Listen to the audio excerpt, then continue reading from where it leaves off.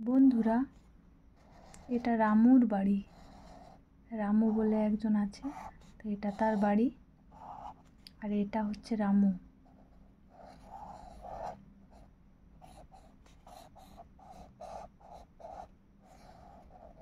সে প্রতিদিন খেটে খায়, এটা তার বাড়ি।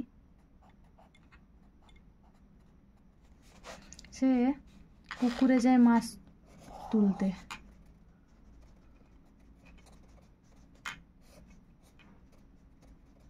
পুকুরে যায় মাছ তুলতে।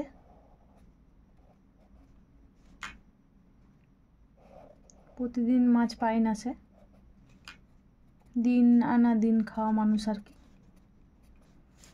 আর বাড়ির পাশে তার একটি বট গাছ আছে।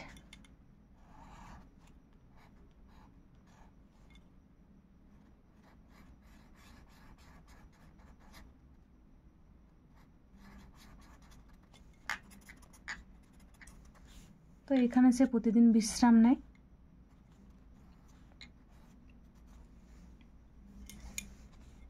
আর এভাবেই তার জীবন চলতে থাকে বন্ধুরা।